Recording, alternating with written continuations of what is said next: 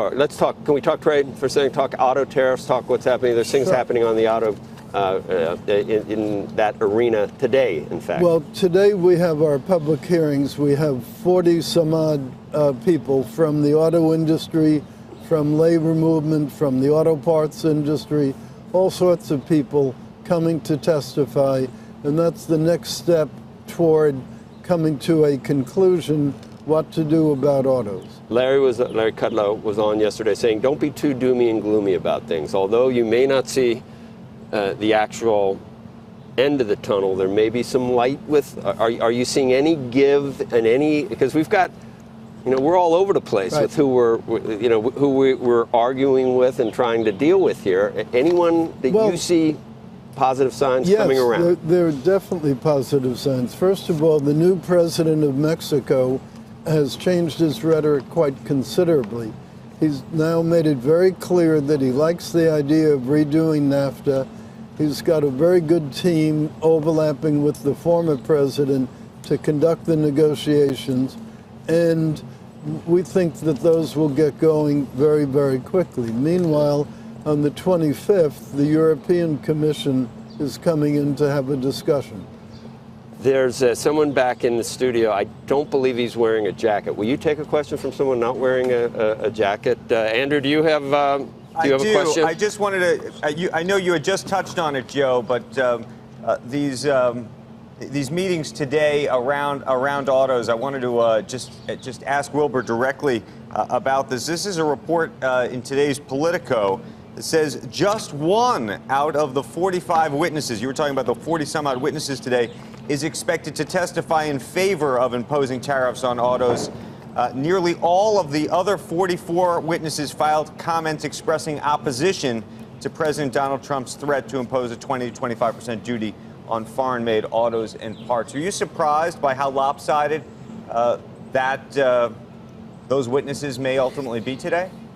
No, because the affected parties are the ones that will likely give testimony.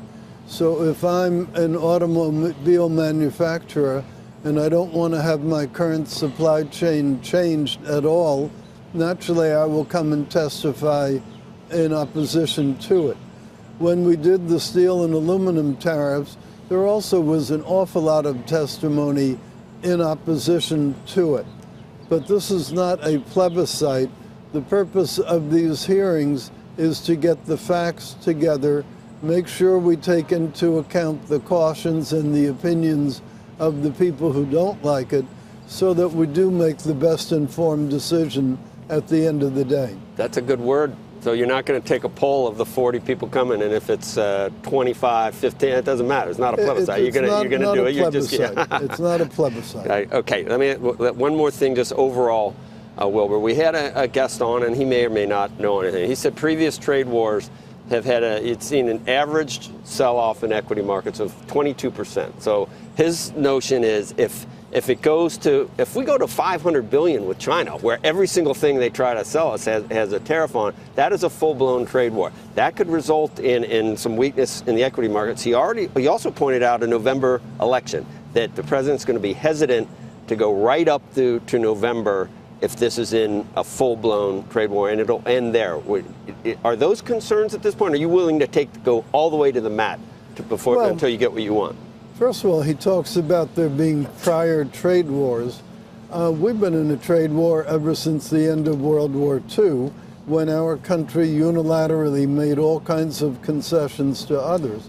So, as the president has repeatedly said, the trade war idea is nothing new. What's different is now our troops are coming to the ramparts. That's good. Becky, you have a question for Commerce Secretary Ross? Just following up on the same issue, Wilbur. If you had to look a year in the future, and this is what the markets are trying to figure out, a year from now, do you think we will have a NAFTA agreement, that we will be in NAFTA? Do you think we will have agreements with the EU? And do you think things will have calmed down with China? Or do you think this is a situation where tariffs will still be on at that point? I think we will have made very substantial progress well within a year. Whether it's going to be exactly China, whether it'll be EU, whether it'll be NAFTA, I would be very surprised if we're still in this exact same situation as we are right now. I mean, I understand being surprised if we're in the same situation. You think it will be a better situation from a yes, I do, because a lot of the other parties are finding that it's not such a life of bed and roses to be in the current situation with us.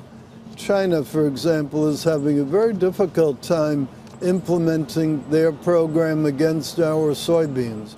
They're literally having to pay farmers to try to convince them to grow soybeans instead of a more lucrative crop. They haven't been able to replace our soybeans very effectively with beans from Brazil. Brazil supplied about 55% of China's soybeans. We were about 33%. For Brazil to replace us entirely, they would have to increase their soybean exports to China by 60%. Well, guess what? If they could increase them 60%, they'd have done so already. So it is not as simple to put in these retaliatory measures as people have thought. And I think EU is going to find the same thing. Great, Wilbur. Thank you, Mr. Commerce Secretary, and Mr. Co-Chair. Got to see this again, of the National Council for the American Worker. I got that right. Thank you for being with us early this morning. Thank you for having me.